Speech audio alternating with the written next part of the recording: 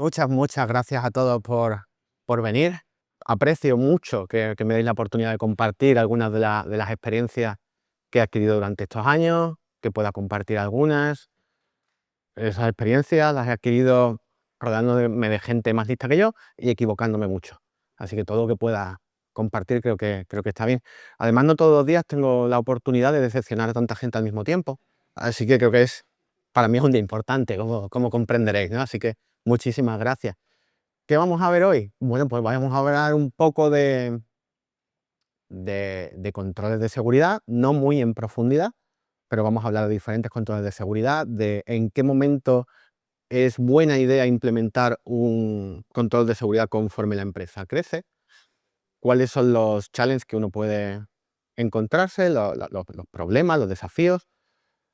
Em, Vamos a hablar de dinero, voy a dar algunos costos de algunas de las tecnologías.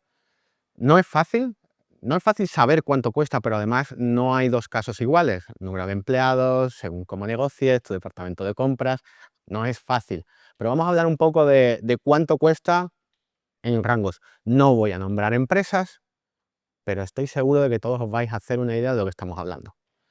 Si luego queréis algo más, saber algo más, podéis tomar un café conmigo, charlamos, compartimos y a lo mejor puedo dar algún dato más, ¿no? Em, Me encanta que la gente tome fotografías de las slides, pero yo también las doy gratis. O sea, me las pedís, yo os las doy, tienen mis notas. En esas notas a veces tenéis un enlace a la fuente de donde yo he sacado los datos para ver que no me lo invento y que todo ya estaba ahí antes de que yo lo buscara. Eh, Podéis tomar fotos, encantado, pero que también sepáis que si queréis disfrutar de la charla, pues no hace falta. Me las pedís, las comparto, formato editable, para que las uséis, para que hagáis lo que queráis.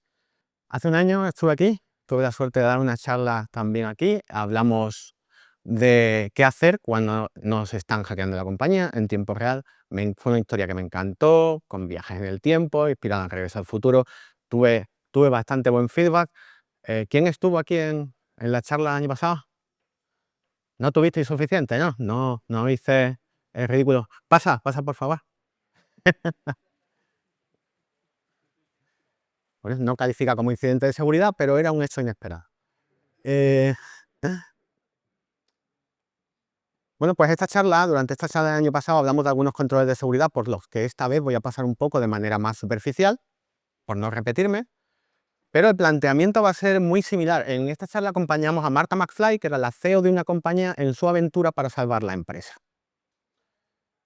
Este año vamos a acompañar a Francisco en su aventura. Francisco es un desarrollador de software, una persona apasionada por lo que hace, una persona que le gustan las cosas bien hechas, pero no le gusta la sobreingeniería, le gusta el código limpio, siempre está ahí para apoyar a sus compañeros. Tiene ya unos años de experiencia, no es una persona que acabe de empezar su carrera como desarrollador. Em, ¿Alguien se ve representado o conoce algún desarrollador o desarrolladora como Francisco? ¿Sí? Pues con la gente como Francisco a muerte, ¿eh? Que esta gente va a estar ahí para vosotros siempre. Cuando conozcáis a alguien como Francisco, dadle una oportunidad. Em, Francisco, por el carácter que tiene, se ve en una situación que siempre está de apagafuegos, que va allí donde le necesitan, es una persona referente en la empresa, pero claro, no se centra en nada y está siempre intentando ver dónde está el problema y buscar una solución. Si tuviéramos que hablar de un superpoder de Francisco, sería que él hace que las cosas funcionen. Él encuentra una solución relativamente sencilla a un problema a veces complejo, lo implementa, lo prueba, hace TDD y funciona. Bueno, es al revés, ¿vale? Hace TDD mientras lo implementa. Y acaba funcionando. Entonces, claro, pues mucha gente le pregunta cosas, él acaba de apagar fuegos y necesita un cambio. Así que decide hacer una entrevista en una empresa que se llama Cosas S.A. Habla con el equipo de recruiting, habla con gente de la directiva, porque es una startup, no lleva mucho tiempo, pregunta a qué se dedica a Cosas S.A. y le dice, pues nosotros hacemos cosas y las vendemos. Él dice, como una empresa de productos. Sí, pero a veces nos contratan y vamos al cliente y hacemos cosas para ellos. Ah, como una consultora. Sí, lo mejor de ambos mundos. Francisco se ríe porque no se lo termina de creer. Pero decide apuntarse al carro. ¿Por qué se apunta? Bueno, porque le ofrecen un poquito más de sueldo y teletrabajo. Y esa es la primera lección de hoy. La mejor manera de estar seguro en tu empresa es atraer talento. Y si quieres atraer talento, pues hay muchas formas. Y una es cuidando a la gente, ofreciéndole teletrabajo. Así que Francisco, aunque ve algunas red flags, se sube al carro y se apunta. O sea, se anima y se apunta a entrar en esta startup pequeñita que se llama Cosas S.A. Su futuro jefe le dice: Paco, encantado de tenerte a bordo. Y él responde: Francisco, por favor, llámame Francisco. Empieza a trabajar y cuando lleva un mes recibe la primera llamada. Y su jefe le dice, oye, que he tenido una reunión con un cliente, he estado en un acto social donde había muchos potenciales clientes y todo el mundo me pregunta, bueno, pero ¿qué estáis haciendo en materia de seguridad? ¿Qué estamos haciendo, Fran? Y él responde: Francisco, por favor, llámame Francisco. En materia de seguridad tenemos Windows Defender. Yo he entrado hace mes y medio y somos 10. Así que en materia de seguridad tenemos Windows Defender. Claro, bueno, somos los que somos, ya sé que todavía no tenemos un departamento de seguridad, pero tú tienes una persona con experiencia, tenemos cierta confianza en ti. Por favor, ¿por qué no me dices qué podríamos hacer durante el siguiente año? Porque tenemos perspectivas de crecimiento. Y hombre, alguna respuesta hay que tener cuando el cliente pregunta qué hacemos en cuanto a seguridad. Así que dice, voy a preparar un plan a un año con lo mínimo que, según mis conocimientos de desarrollador y lo que yo he visto en otras empresas y lo que parece que son unas bases en la industria, podemos hacer. Y a ver si durante este año lo podemos ir implementando. Necesitamos un plan de respuesta a incidentes. Esto es gratis y no debería haber una empresa sin plan de respuesta a incidentes, pero no quiero andar mucho porque lo comentamos el año pasado. Hacer un plan de respuesta a incidentes, testearlo e iterar es gratis. Hay que tenerlo.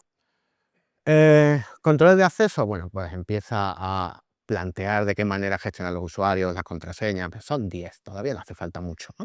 Pero por lo menos empieza a documentar algo y empieza a tener una guía de qué hacer cuando alguien se va de la empresa, qué usuarios y contraseñas hay que dar de baja, unos mínimos, ¿no? Empieza a pensar en cómo proteger secretos y convence a su jefe de que estaría bien que tuvieran todos un gestor de contraseñas. Hay gestores de contraseñas que son gratis, como KeePass, genial gestor de contraseñas que yo recomiendo, y otros que son de pago, que también están muy bien y con los que también he trabajado y estoy muy contento, no voy a decir el nombre, pero estamos hablando de unos 50 euros al año, usuario.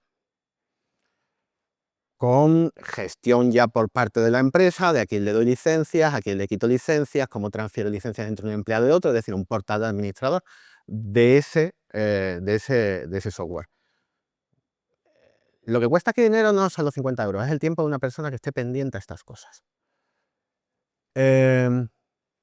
Bueno, implementan los pipelines, porque ya tienen pipeline, intentan hacer desarrollos que generen unos artefactos que acaben en producción, así que una mínima gestión de vulnerabilidades, incluso con las herramientas por defecto que pueden contar en GitHub, y un control de cambios, igual, para asegurarnos de que la producción es lo mismo que ha generado el mismo artefacto que se ha generado para pruebas. Mínimo sistema de alertas, y llega la parte que es una de mis favoritas, minimizar la superficie de ataque. Minimizar la superficie de ataque de dos maneras. Una es en cuanto a los dispositivos, por ejemplo. Una buena solución es contar con una herramienta como Shodan. Estamos hablando de, si vais hoy, 60 euros, si vais en Black Friday, 20 euros. Es algo bastante recomendable. No es un gasto excesivo y es una herramienta que merece la pena para una empresa, para tener controlado un poco la periferia de nuestros sistemas. Pero hay otra cuestión en cuanto a la superficie de ataque, y es las librerías que usamos, posibles ataques a la cadena de suministro. Y os voy a poner un ejemplo. Imaginaos que estáis desarrollando una aplicación bastante grande, varios equipos trabajando en la misma aplicación, y en frontend hay una librería que se encarga de ayudaros a crear los formularios. pasa un tiempo y sale una librería que es bastante mejor. O simplemente os gusta más. Si la utilizamos sin eliminar la anterior, estamos duplicando la superficie de ataque. Si decimos que no la vamos a utilizar, estamos limitando la creatividad de nuestros desarrolladores, que es algo que no queremos tampoco. Encontrar un término medio entre que cada uno utilice la librería que le dé la gana en el momento que le dé la gana, y acabemos teniendo 7 librerías para generar formularios, o decirle a alguien no puedes utilizar otra librería, encontrar un término medio que sea adecuado para nosotros es lo que llamamos gestionar una empresa en condiciones. No hay un número, pero lo que está profundamente equivocado es que nadie piense en eso. Al menos alguien tendrá que preocuparse de minimizar la superficie de ataque en las aplicaciones que estamos haciendo. Y no es algo caro, es simplemente tener un proceso dentro de la empresa. Vamos a hablar de qué librerías nuevas hay, vamos a tener un catálogo de lo que estamos usando. En cuanto a Threat Modeling, no sé si alguno habéis estado en sesiones de Threat Modeling, pero son unas sesiones que se pueden hacer cada cierto tiempo para evaluar la seguridad de los productos que estamos creando. Y ver, bueno, ponernos un poco en la piel de un atacante, de un usuario malicioso y ver cuáles son los puntos débiles. A lo mejor no somos pentesters, pero también es verdad que si lo hemos programado nosotros, algo de información privilegiada tenemos. Algo podremos hacer. Y priorizar en el backlog, pues eso, ¿no? Intentar resolver algunos problemas. Y bueno, así pasa el año, implementándose unos mínimos de seguridad y la empresa creciendo a buen ritmo porque tiene gente muy válida, como Francisco, que se llama Francisco. Segundo año. Segundo año, Francisco recibe otra llamada y le dicen, oye, Chisco, que estoy preocupado porque no nos van a dar un proyecto. Y la respuesta es, Francisco, por favor, llámame Francisco. Sí, sí, sí, lo que sea, le dice el jefe, pero resulta que estamos en un proyecto, estamos peleando con otros 2 competidores para que nos lo den, y nos llegó un cuestionario de seguridad, y dice Francisco, ¿y qué dijiste? Y por supuesto, el jefe dice, pues la verdad, ya está, por eso no nos van a dar el proyecto. Pues esto no puede ser, estamos creciendo, aspiramos a clientes más grandes que parece ser que tienen otras expectativas. ¿Podrías dejar de hacer lo que te gusta, que es programar, y ocuparte, por favor, de este problema? Es que confiamos mucho en ti. Y él dice, bueno, venga, vale. Por cierto, Francisco, estamos implantando el sistema híbrido, así que mañana te vienes a la oficina y lo comentamos. Así que Francisco pues, va a la oficina al día siguiente, coge el cuestionario de seguridad que mandó el cliente, coge otros cuestionarios de seguridad que encuentra, porque hay algunos ya disponibles por internet, y decide ver qué cosas preguntan. Por cierto, me falta un slide. Me falta un slide. Decide ver qué cosas preguntan. Y lo engloba en... Bueno, en realidad lo que hace es coger esos cuestionarios, se los enchufa a ChatGPT, y ChatGPT dice, bueno, te están preguntando sobre 3 categorías. Te están preguntando sobre controles físicos, controles técnicos y controles administrativos. Y tienes un montón de preguntas sobre esos 3 controles con diferentes niveles de dificultad. Francisco, que es un tío bastante espabilado, dice, esto es un lío, aquí me están preguntando de todo. Me están preguntando por una certificación, me están preguntando por si la puerta tiene una tarjeta para entrar. Yo lo que necesito es un modelo de madurez para la seguridad de mi empresa. Esta charla se podía haber llamado modelos de madurez para la seguridad de la empresa, pero entonces no hubiera venido ninguno y tampoco hubiera venido yo probablemente, porque suena bastante mal. Pero esto no es más ni menos que un ejercicio que se trata de clasificar esos 3 controles, esas 3 categorías de controles, en qué necesito para vivir, qué necesito para dormir bien se entiende por las noches, qué necesito para soñar. Hay gente que dice que necesito para gatear, que necesito para andar, que necesito para correr, pero a mí me gusta hacer como si me gustara mi trabajo y darle un poquito de pasión. También hay gente que da números, del 1 al 6 normalmente, para que te tengas que mojar y no digas 3 en todo. Clasificas los controles para tener un cierto orden y para no ser muy, muy bueno en el tema técnico y muy malo en el tema administrativo, y tener un balance de cómo nos gastamos el dinero. Así que hace esto. Y el resultado del modelo de madurez para los controles físicos es este. Entonces, tiene mucho texto, el texto no es lo importante. Lo que quiero que veáis es que este es el resultado del modelo de madurez para los controles físicos. Y más o menos esto debería de ir, no debería ser debería estar adecuado a vuestra empresa. No es lo mismo una tienda de zapatos pequeña que los controles que necesito para una tienda de zapatos grande, multinacional de zapatos. Pero tampoco es lo mismo una tienda de zapatos pequeña que una tienda de diamantes pequeña. O si, por ejemplo, tengo una empresa que se dedica a hacer revisiones de salud a los empleados, por muy pequeña que sea, está guardando datos médicos y necesita invertir. Entonces, no va a ser igual estos controles dependiendo de vuestra empresa. Es algo que hay que hacer para la empresa, pero el mecanismo es este. Vamos a echar un ojo a los controles físicos de Francisco. Francisco dice, bueno, me gustaría tener algo de seguridad perimetral. Básicamente es no trabajar dentro de un garaje. ¿Vale? Eso de empecé mi empresa en el garaje no es muy cierto en la mayoría de los casos y además hoy en día tu cliente no se va a fiar de ti. Ciertos controles de acceso, tener cerraduras, tener ventanas, tener algún tipo de alarma, unas cámaras de seguridad apuntando a las entradas y salidas. Recordad que en España la legislación no permite tener cámaras de seguridad en la mayoría de los sitios y está muy bien. Tener unos extintores. Ahí básicamente lo que estamos diciendo es que tenemos que cumplir la ley en cuanto a temas físicos. Y bueno, pues documentar un poquito las cosas para saber cuándo es la próxima revisión de los extintores y esas cosas. ¿Es parte de la seguridad? Sí, es parte de la seguridad, sobre todo cuando tienes una empresa pequeña y no tienes personal para absolutamente todo, sino que todo el mundo hace aquello que hace falta para que la empresa funcione. Más control físico, un poquito más avanzado, pues ya vamos a pasar a tener una tarjeta en lugar de una llave. Vamos a pasar a tener sistemas de vigilancia con sensores de movimiento. Si es posible algo de seguridad perimetral, no en todas las empresas hace falta, pero bueno, lo más básico es que para entrar a la oficina tengas un torno, por ejemplo, que sería un añadido a tener solamente la llave. Alarmas de rotura de cristales, alarmas de inundación. ¿Es mucho esto? Bueno, es un poquito más avanzado, pero por ejemplo, si queremos trabajar con empresas como del sector automotriz o empresas que se dedican a la farmacia, van a empezar a pedir este tipo de cosas. Y personal de seguridad, la mayoría de las empresas de un tamaño medio ya tienen una persona en recepción por la noche que es un guardia de seguridad y de día está una persona, un recepcionista.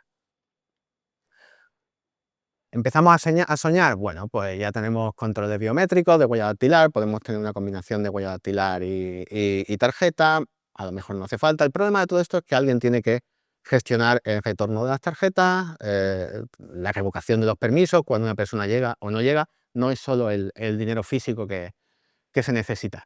Sistemas de vigilancia inteligente, suena muy bien, eso muy moderno, eso de cámaras térmicas y cámaras de visión nocturna, pero la que yo tengo en casa vigilando el acuario tiene visión nocturna, es decir, esto ya lo tiene hoy en día cualquier sistema. Y si estáis externalizando la gestión de las cámaras, probablemente os ofrezcan análisis de en qué momento entran en la empresa, en qué momento se sale, si hay alguna anomalía, si alguien está entrando a una hora que no debería, un día que no debería estar, puede generar una alarma que probablemente sea un falso positivo, pero alguien puede revisar. Sistemas de detección, en fin, hay muchas cosas que podemos hacer para soñar una vez que tenemos la base. Controles técnicos, pues el mismo procedimiento que necesito para moverme, que necesito para gatear, que necesito para andar, que necesito para soñar. Empezamos con los controles técnicos. Lo más básico es tener un firewall. Antivirus y anti-malware. Nosotros en seguridad tenemos un lenguaje un poquito diferente. Nosotros llamamos a los ordenadores y a los portátiles, los llamamos endpoints, lo cual genera cierta confusión con los desarrolladores. Y a los antivirus los solemos llamar EDR, que es el sistema de detección y respuesta para endpoints. No es un antivirus normal, es un antivirus que tiene un portal, es un antivirus que me permite programar algunas mitigaciones, como por ejemplo, en caso de detección de malware, automáticamente desconectar el equipo de la red. Le damos esas órdenes y también me permite programar un escaneo del disco duro en busca de malware de manera remota, me permite, en caso de un incidente de seguridad, ver qué está pasando, ver qué ha ocurrido en ese equipo. Y claro, eso ya no estamos hablando del Panda antivirus, estamos hablando de algo un poquito más arriba que nos va a costar entre 60 y 300 euros dependiendo de las capacidades. Cuanto más veces aparezca IA en el plan de precios, más caro es. Pero podemos empezar por 60 y ir subiendo conforme la empresa tiene más beneficios o nosotros crecemos en empleados. Obviamente no se puede ir por ahí sin backups, pero claro, esos backups hay que testearlos, esos backups tienen que estar encriptados allí donde los guardes, si no, en realidad no estás haciendo backups. Y eso requiere no el coste único de tener un bucket S3 en algún sitio, sino el coste de que alguien se esté ocupando de eso. Y bueno, control de acceso básico es tener algunos roles en los permisos del usuario que nos permita controlar lo que alguien puede hacer o no puede hacer dependiendo de su posición en la empresa. Controles con los que ya yo puedo dormir un poco más tranquilo. Bueno, pues detección de intrusiones, autenticación multifactor. Yo siempre dudo de poner la autenticación multifactor como algo básico o algo con lo que necesito para dormir tranquilo, porque hoy en día ya no es algo tan especial. La mayoría de los sistemas con los que trabajamos permiten tener un doble factor de seguridad, de autenticación, y es algo que deberíamos implementar todos, sobre todo en el desarrollo. Es verdad que en ningún momento un modelo de madurez requiere que la empresa sea de software. Yo puedo preocuparme de la madurez de la seguridad de mi empresa si mi empresa, como hemos comentado antes, hace revisiones de salud. Me tengo que preocupar, pero no hago software. Bueno, en ambos casos es buena idea tener el multifactor, pero dependiendo de qué empresa puede no ser intermedio. Y un Security Information and Event Management, que es un sistema bastante más avanzado en el que puedo ingestar mis eventos de seguridad en toda mi empresa y realizar investigaciones, definir alertas.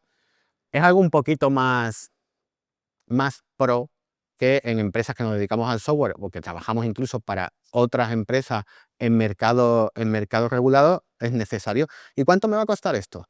Bueno, pues si lo contratamos en modalidad SaaS gestionado, es decir, no me tengo que preocupar de la infraestructura, no me tengo que preocupar de una serie de cosas, ni siquiera de los backups, estaríamos hablando de entre 5 y 10.000 dólares al año.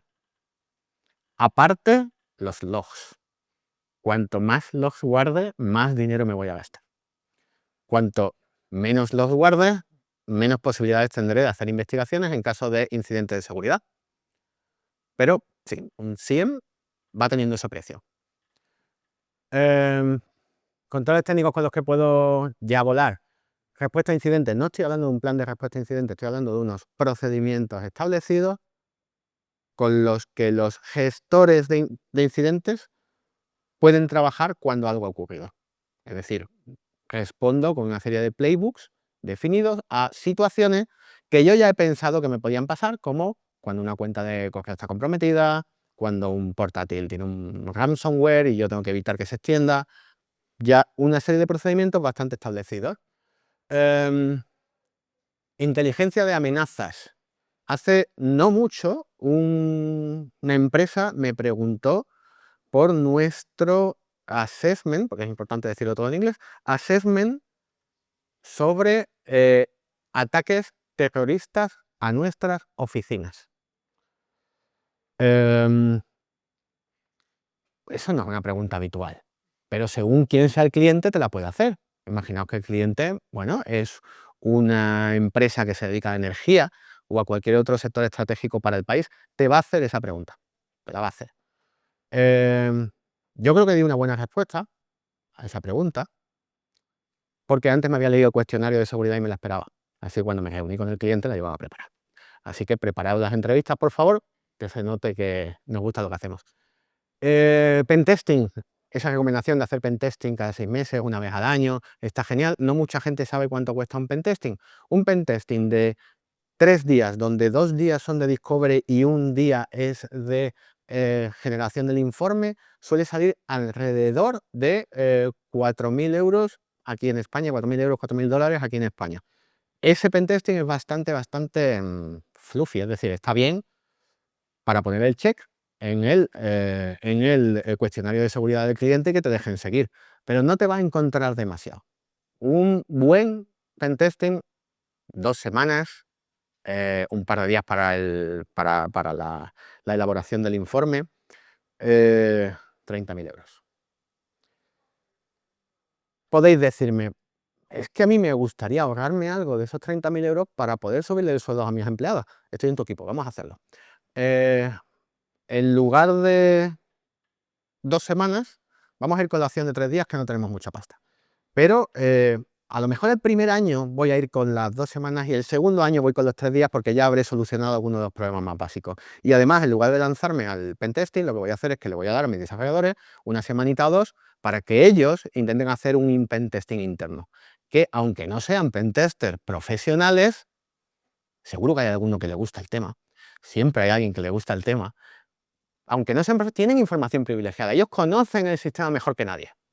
¿Qué voy a conseguir? Que cuando me hagan el pentesting externo, las cosas que encuentren sean verdaderamente relevantes. No nos den un informe de findings o un executive summary con cosas muy obvias que podía haber descubierto yo. Por lo menos lo que nos van a encontrar con el dinero que estoy empleando es relevante y me aporta valor. Eso es más o menos lo que cuesta. No voy a dar mucho del SOAR, pero deciros que si estáis interesados, que los SOAR hoy en día suelen también venir incluidos con el SIEM que hemos hablado antes. Nos gastamos un poquito más y tiene estas capacidades. En fin, podemos seguir soñando, Zero Trust. No es mi intención ir por todos los controles. Quedaos con la idea, conocéis vuestra empresa, los evaluáis y intentáis mantener un equilibrio para que todo esté en puedo vivir, puedo dormir bien por la noche, o que más o menos haya una coherencia en los diferentes niveles. Administrativos, exactamente el mismo sistema. ¿Cómo voy de tiempo? Sí. Voy más rápido.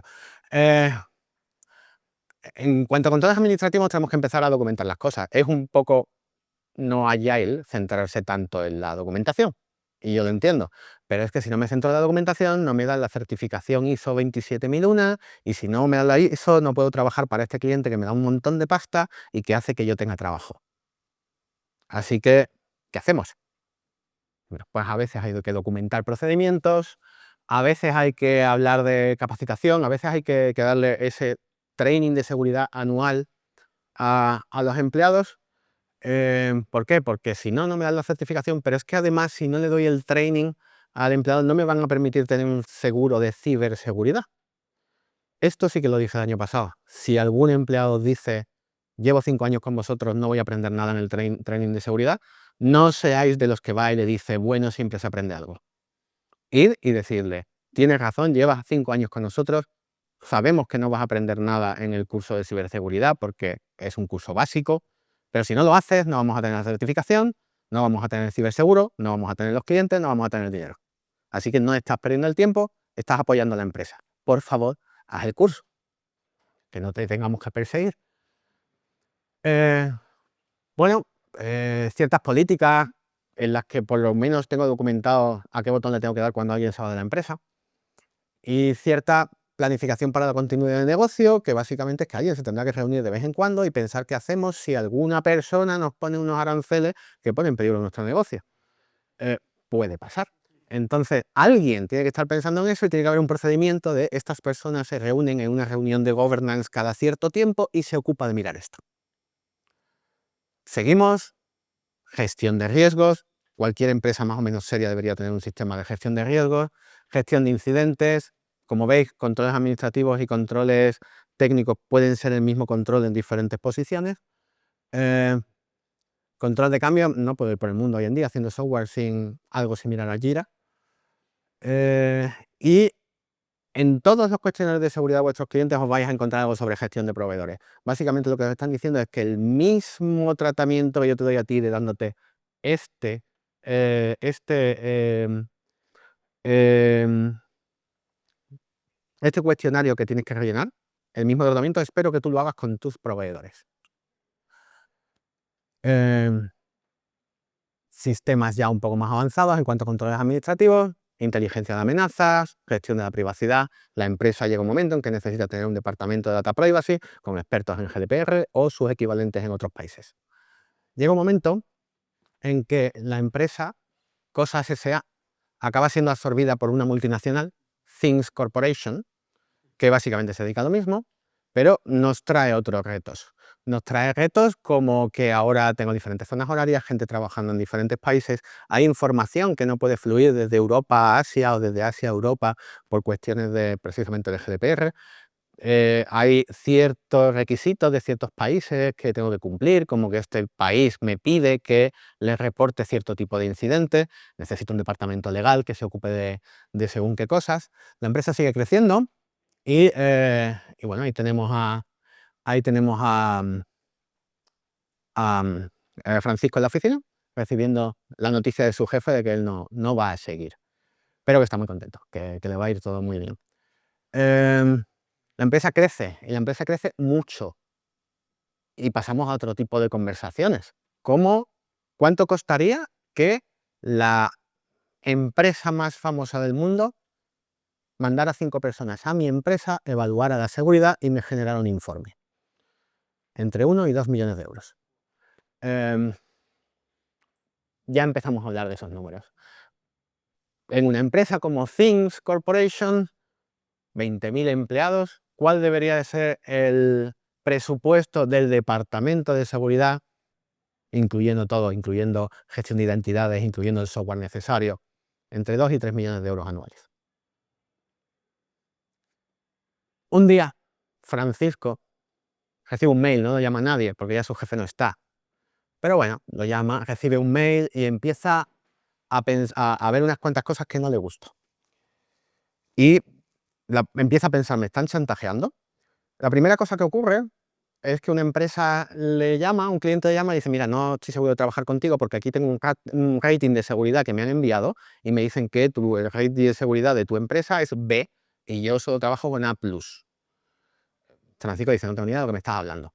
Bueno, pues resulta que descubre que hay una serie de empresas en internet que evalúan tu seguridad sin decirte nada y le dan esos informes a entidades como bancos, entidades financieras, farmacéuticas, grandes clientes.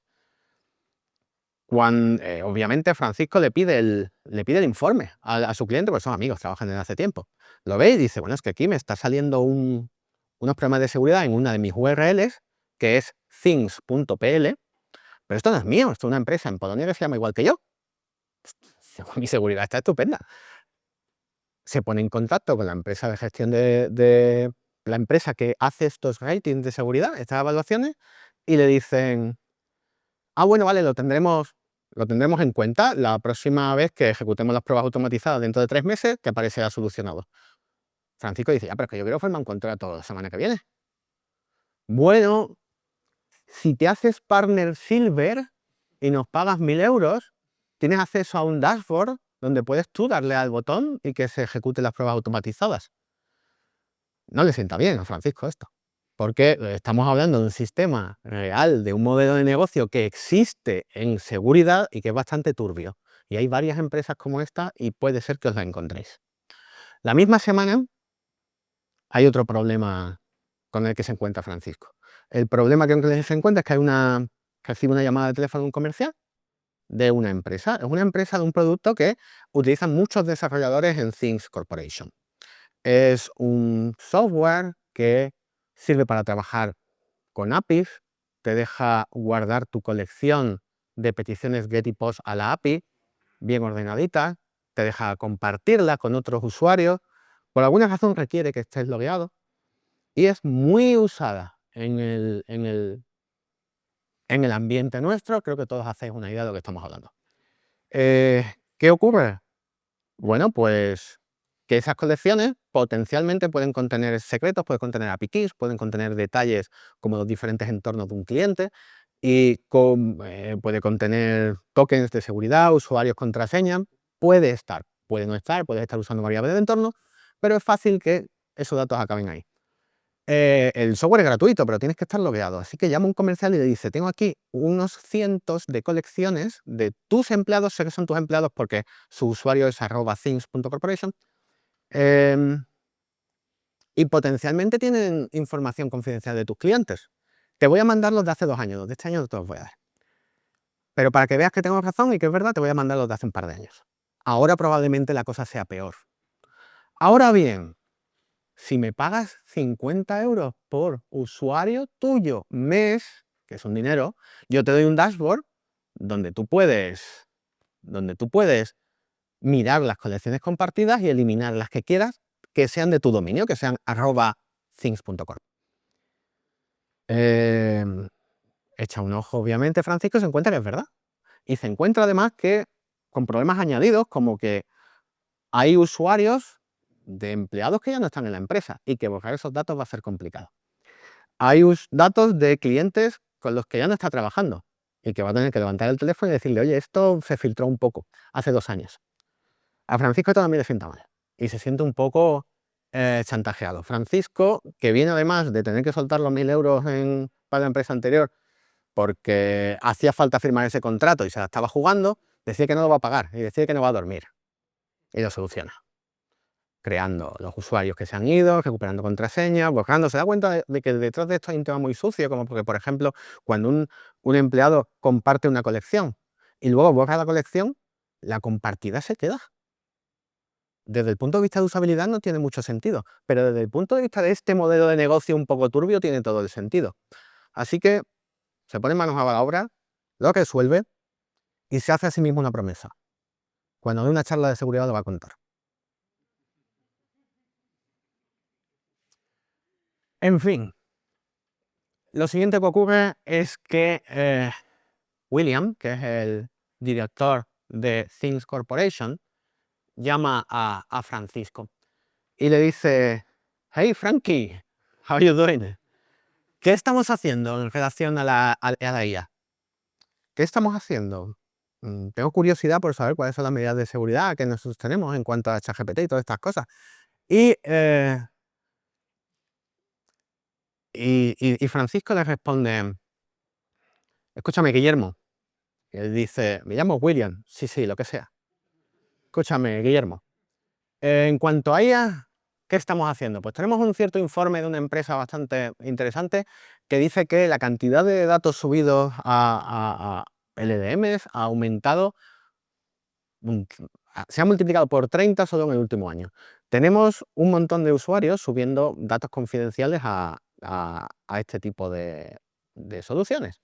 Y además lo van a seguir haciendo, aunque se lo prohibamos. Y lo van a seguir haciendo porque en la Performance Review lo que estás tú pidiéndole a estos empleados tuyos es exactamente performance, es productividad. Y cuando les estás evaluando en relación a su productividad, no les puedes pedir que no hagan todo lo posible por ser más productivos. Así que eso va a seguir pasando aunque les digas que no lo hagan. Esto aumenta el riesgo de problemas de compliance, de filtrado de datos. Esto es un problema. ¿Qué podemos hacer? Bueno, pues dependerá otra vez del dinero que tengamos. Lo que podemos hacer, William, es o bien montamos nuestra propia LLM, le damos alguna herramienta autorizada a nuestros empleados que puedan usar, la podemos montar nosotros, podemos trabajar en el tema, también podemos protegernos llegando a acuerdos, teniendo un acuerdo con uno de estos proveedores concretos, con OpenIA, con Gemini si queremos ir con Google, con la que más nos gusta y decirle, oye, los datos que yo te doy aquí, esos no salen de ahí y no los vas a utilizar para reentrenar tu herramienta. Te pago algo aparte y tú me garantizas que no lo vas a hacer. Llego a eso, pero hay que darle una solución al trabajador, al empleado, al que a fin de cuentas lo que te estás pidiendo es que sea productivo. Que la solución no pase por no lo uses. En algunos sitios he visto ese tipo de situaciones y al final la gente lo acaba haciendo por el móvil, mandándoselo por correo. Eh, mm, los programadores son bastante inteligentes. Es decir, los contrataste por eso, lo van a conseguir y no te vas a enterar. Así que pon soluciones, ponte a trabajar tú para que tu equipo de desarrolladores pueda trabajar un poquito mejor. Esto ha sido la historia de Francisco. Francisco mira el futuro con ilusión. Francisco probablemente acabe siendo el CISO algún día de la empresa, le llamarán CISO en lugar de Cisco. Em, y aunque aunque es muy feliz con lo que hace, muy feliz con lo que hace, Francisco echa de menos programar.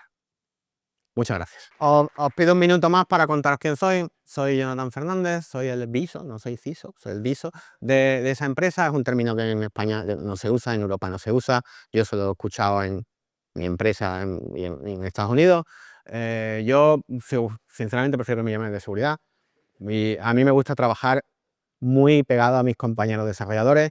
He sido desarrollador 17 años y después de esos 17 años cambié al plano de la seguridad, en el que también estoy disfrutando muchísimo, muchísimo. Si queréis mantener contacto, ahí os dejo el QR y os dejo un par de detallitos que os he comprado para que los disfrutéis. Muchas gracias. Muchas gracias, Nathan, por el hilo conductor, me encanta. ¿Cómo lidias con la resistencia a implementar medidas de seguridad? Pues, una sencilla puede ser pues, el doble factor o encriptar los de programa. Hay un problema en cuanto a la resistencia de gastar dinero. Hay un problema en cuanto a la resistencia de la adopción por parte de nuestros empleados. Hablando, por ejemplo, de un SSO, ¿vale? No lo he comentado, si queréis implementar un single sign-on con multifactor authentication, os va a costar a partir de 100 empleados, os va a costar $16 por empleado, y luego os encontraréis costes ocultos, como que cuando ya tenéis el SSO montado, os vais, por ejemplo, a una famosa plataforma de chat, que seguro que todos habéis usado o usáis, y os dicen, bueno, sí, yo que soy la plataforma de chat, la versión Pro te va a costar 7 euros por empleado, pero como quieres tener tu propio single sign-on, te voy a subir a 13. No se lo está llevando el single sign-on, se está yendo por otro lado, esas cosas pasan, y eso provoca resistencia de, oye, es que me dices que me va a costar tanto, luego me va a costar más. Desde el punto de vista de la persona de seguridad, tenemos que ser un poco el doctor y decir, mira, esto es lo que hay. Tienes este riesgo. Con un riesgo puedes hacer solo dos cosas: mitigarlo o aceptarlo. Si decides aceptarlo, ya hemos acabado, esperemos que no pase nada. A veces hay que aceptar riesgo. El que tiene una empresa de transporte se arriesga a que su camión le pase algo, ¿vale? Si en lugar de aceptarlo decides mitigarlo, estas son las opciones que te doy. Una es implementar un single sign-on. Entonces, ¿cómo lidio con la resistencia? A través de la gestión de riesgos. La persona que toma la decisión, que no suele ser el de seguridad, la persona que toma la decisión, tienes que poner la tesitura de decir, si no lo haces, tú aceptas el riesgo. Y ahí es cuando la persona que no duerme tranquilo, en lugar de ser Francisco, es la persona que está cobrando por gestionar la empresa. No sé si... Sí, pero de se reemplaza en un documento, por ejemplo, y se toma esta decisión. Sí, eso tiene que ir. Lo normal es que tú tengas un sistema de governance en cuanto a la gestión de riesgos y que por lo menos mínimo una vez por cuarto, las personas de nivel C de la empresa o de nivel regional, de liderazgo regional, se reúnan, evalúen todos los riesgos. Tienes que encontrar en tu gestión de riesgos, tienes que encontrar algo que se llama el Risk Owner, que es un nombre que pones al lado de ese riesgo y que es el que tiene que tomar la decisión. Y luego quedan los minutes, el acta de esa reunión, que dirás, bueno, es que a lo mejor no la quieren tener. Si no tienes una reunión de governance, si no tienes las actas de la reunión de governance, no te van a dar la 27.001. Así que al final todo te lleva a que todo esto tenga que pasar.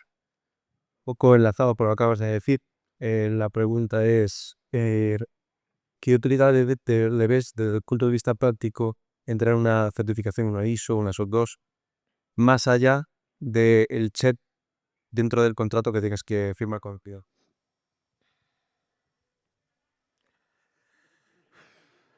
Pones en un compromiso, pero en la vida real, la certificación es un sello que te va a permitir trabajar para cierta gente. Y esa gente trabaja contigo.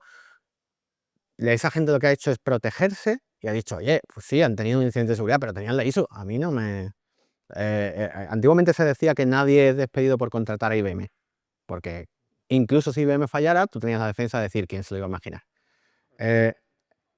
En cuanto a cómo mejora la seguridad de la empresa, mi experiencia personal es que no mejora mucho. En cambio, sí que me ha ayudado mucho a conseguir establecer procesos de governance y decir a la gente, os tenéis que sentar aquí, tenéis que evaluar estos riesgos y tenéis que poner vuestro nombre y tenéis que poner vuestra decisión. ¿Por qué? Porque si no, no tenemos la ISO, si no tenemos la ISO, no tenemos el cliente, no tenemos el dinero, cerramos la empresa. Entonces, a la hora de que cierta persona asuma los riesgos de la empresa, ahí sí me ayuda. Hola, ¿qué tal? Muchas gracias por la charla. Pues mira, mi pregunta iba más sobre el trabajo y la parte de matriz, por ejemplo, de seguridad y las certificaciones. Tú puedes poner todas estas cosas en la oficina, pero si el trabajador trabaja en su casa, ¿cómo garantizas o para certificación en general se pide algo sobre dónde va a trabajar el empleado si no está en la oficina? La certificación, la de seguridad más famosa, que es la 27001, ¿vale?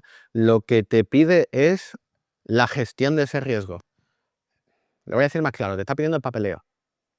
Te está pidiendo el papeleo, te está pidiendo que tú tengas algún modo de demostrar que tú te estás preocupando de esto, que tú informas a tus empleados, que tus empleados saben que no se pueden estar conectando desde la wifi del vecino, que tus empleados, si pueden, están conectándose desde una VPN por lo menos.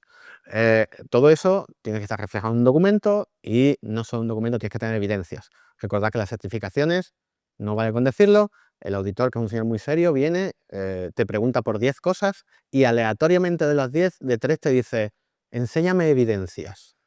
Y tienes que poder demostrarlas. O sea, tienes que poner eso, tienes que aleatoriamente coger a algún empleado y decirle: oye, ¿sabes dónde está este documento? Si está en la intranet y se llama, ¿cómo se llama esa política en concreto?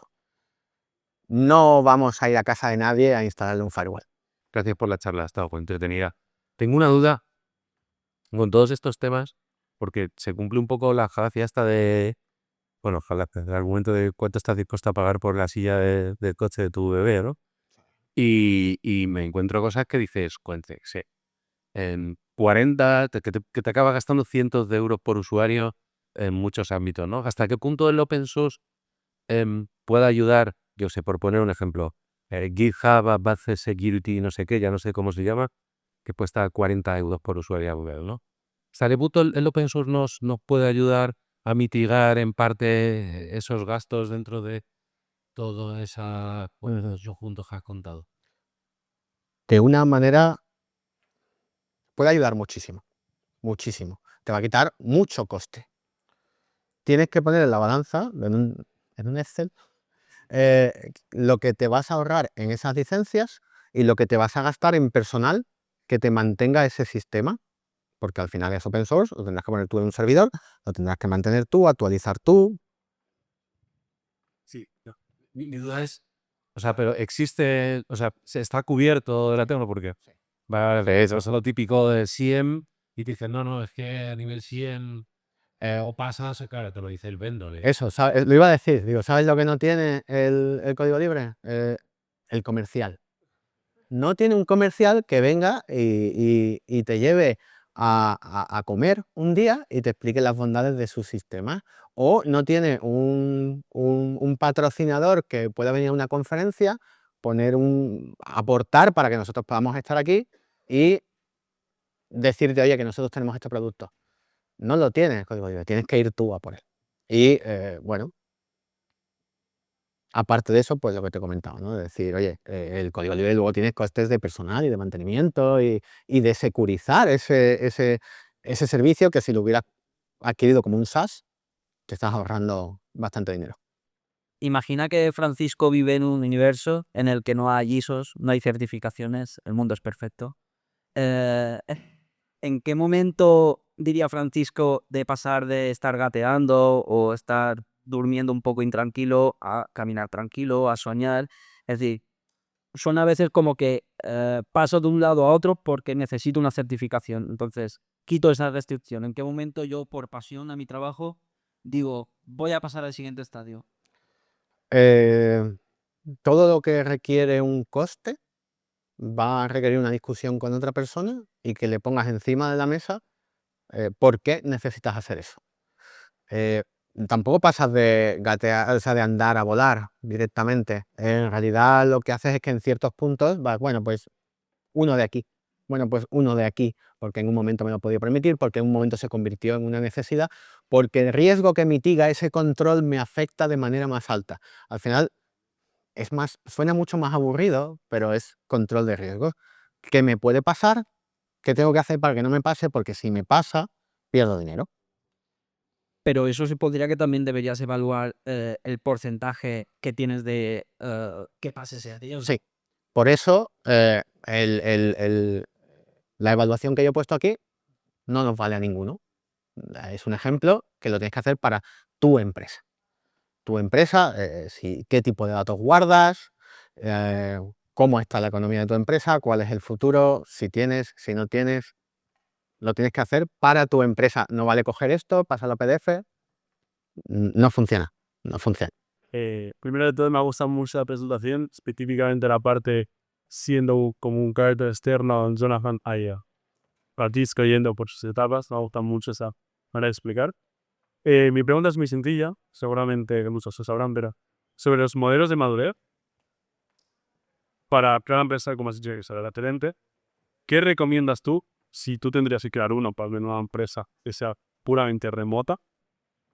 ¿Qué tools utilizarías para poder crearlo bien desde cero? Empieza en papel. Empieza viendo, o coge un mural, o coge un Miro, o lo que uséis. Si no puedes hacerlo directamente en tu empresa porque has dicho que es full remote, empieza desde la parte de gestión de riesgos. ¿Qué peligros tengo en lo técnico, en lo administrativo? ¿Qué cuestiones me preocupan? ¿Qué cuestiones pueden afectar a mi empresa? Una vez que tengas los riesgos, necesitarás los diferentes controles que mitigan esos riesgos. Y no necesitas una tool específica para eso todavía. La hay, sí, las hay, pero no lo necesitas, sobre todo si estás definiendo eso por primera vez. Me preguntaba cómo gestionar los modelos de madurez a la par que gestionas la experiencia de desarrollo. O sea, cómo equilibras, porque creo que su pregunta también iba un poco por ahí antes. Sí, está claro que los controles de seguridad le hacen la vida a veces un poco menos feliz al desarrollador. Porque es un poco así, ¿no? Yo creo que se necesita un poco de comunicación y se necesita que el personal de seguridad esté más pegado al desarrollador. Si el personal de seguridad está lejos en una habitación mandándote correos sobre lo que no puedes hacer, lo que te puedes encontrar de otro lado es, sí, manda el correo que yo en cuanto pueda lo hago. Sabrás tú de mi vida y de mis padecimientos, desde ese lugar privilegiado lejano donde no sé lo que estás haciendo. Necesitamos estar cerca y tenemos demasiado protegidos a los desarrolladores en cuestión de que no queremos contarles cosas, queremos que se preocupen. Sí, hombre, contémosles cómo funciona la empresa, contémosles por qué necesitan hacer un curso, por qué necesitan tener un doble factor y estar con el móvil cada vez que hacen push. Es un coñazo, sí, pero cuéntaselo, que las has contratado porque es un tío inteligente. Entonces, esa cercanía puede ayudar bastante. A mí me ha encantado la charla. O sea, enhorabuena lo primero. Me ha gustado especialmente la parte donde decías, la parte hablando de las IAs, capar las IAs, de has dicho, bueno, los desarrolladores son cartelistas, se les contrata por eso y se lo van a saltar. Iba un poco en la línea de lo que comentaba Manu. Yo desde el punto de vista de desarrollador, al final lo que te encuentras, sí, sesiones de threat modeling que está muy bien, pero luego cursos de seguridad que además suelen ser repetitivos, especialmente si cambias de empresa y demás. Desde tu punto de vista, ¿crees que habría alguna manera, teniendo en cuenta que normalmente el factor humano es el punto más débil de toda la cadena, de hacer que esto permee un poco mejor, que sea más efectivo? Porque los developers también encontramos la manera de saltarnos los training muchas veces. Al final, pues bueno, como tú apuntabas, si pide rendimiento, esto se ha tirado de stopper en el día a día, que no se suele planificar y que te quita tiempo de otras cosas. ¿Crees que hay alguna manera de hacerlo mejor? Sí, podríamos hacer un workshop en lugar de una sesión de formación. Requiere más trabajo, requiere más esfuerzo y hay que ponerle mucho cariño, pero se puede. Y la certificación te lo aceptaría como training. Pasa igual, por cierto, con las simulaciones de phishing. Las simulaciones de phishing son bueno, ahí están, es un tema controvertido. Algunas personas piensan que es muy útil, otras que no. Y a veces se hacen por cuestiones de compliance. También puedes hacer un workshop sobre cómo distinguir phishing e incluso un ejercicio donde cada uno cree un mail de phishing a ver quién lo hace mejor, y contaría como formación y training al respecto. Requiere más tiempo, más esfuerzo, más cariño. Muchas gracias, Jonathan, por la charla. Gracias por mucho, así que gracias, lo primero. Y luego te quería preguntar, ¿nos podría recomendar algún tipo de recursos adicionales para profundizar en este tipo de cosas? yo soy vieja escuela. ¿Algún libro en particular o libros que digas, hostia, aquí se aprende mucho y se profundiza? Vale, si tuviera que recomendar un libro que fuera útil tanto para esto como para muchas otras cosas, recomendaría un libro que se llama Cómo medir cualquier cosa en ciberseguridad. ¿Cómo medir? La portada es verde, el autor no me acuerdo ahora mismo, pero es la segunda parte de un primer libro que se llamaba Cómo medir cualquier cosa, y esta está muy enfocada en seguridad y te dice, bueno, oye, me estás pidiendo, Jonathan, que convenza a gente para que se gaste dinero. Esa gente me va a pedir números. Y hay mucha gente que ve un Excel y se da cuenta rapidísimo de que las columnas no suman. Son una habilidad increíble, sobre todo a niveles directivos. A lo mejor puede ser una discusión, pero como 2 columnas no sumen, levantan la mano en el Zoom y te dicen, explícame por qué hay... entonces la capacidad para dar métricas y ponerle a la gente delante de la cara unos números y poder decirle, ahora dime tú que no, es muy importante. Entonces, este libro de cómo medir cualquier cosa en ciberseguridad, muy recomendado.